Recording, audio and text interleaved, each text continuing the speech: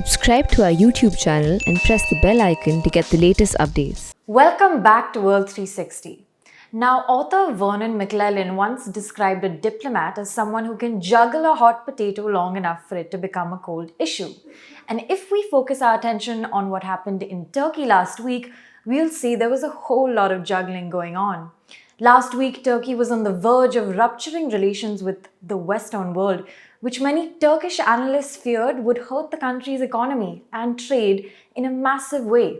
Luckily, this crisis was averted. So where do we begin? Enter 64-year-old Osman Kavala, a Turkish philanthropist and activist who was detained for 4 years in Turkey despite not being convicted of a crime. He has been accused of inciting protests and participating in a coup attempt, although he has not been convicted. So Kavala's case is the hot potato here, and his case has been a major sticking point between Turkey and the Western world in recent years. This is especially because in December 2019, the European Court of Human Rights concluded that Kavala's arrest was based on political motives, without any reasonable evidence behind the accusations, and demanded his immediate release. But Turkey did not implement the decision and said the ECHR's judgment was not final. Now, this potato almost got charred last week when ambassadors in Turkey from 10 countries issued a joint statement criticizing the way Turkey has handled Kavala's case.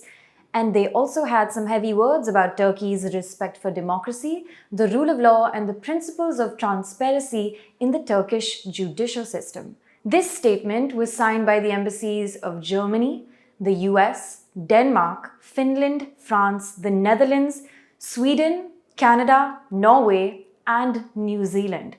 Now, this clearly didn't sit well with Turkish President Erdogan, who threatened to expel the 10 ambassadors and declare them persona non grata, which in diplomacy means that the individual is banned from remaining in their host country. Now, this wasn't finalized, by the way.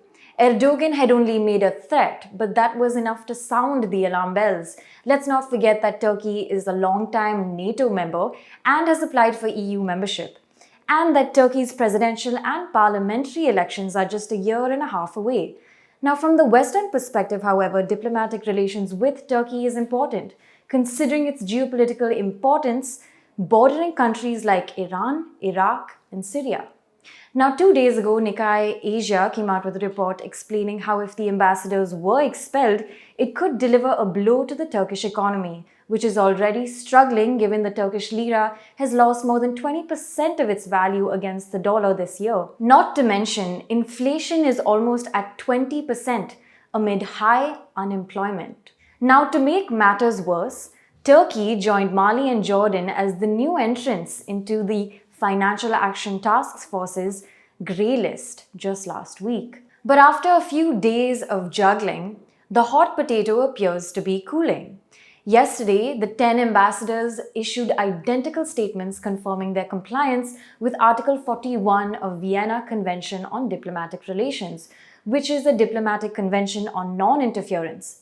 And Erdogan welcomed their statements. Former Turkish ambassador to the US, Namik Tan, remarked that the 10 ambassadors threw a rope to get Turkey out of the pit it fell into. Yesterday, in a press briefing, Ned Price, who is the spokesperson for the US State Department, was asked if the issue with Turkey was resolved. And he replied by saying the Biden administration seeks cooperation with Turkey on common priorities. So all's well that ends well?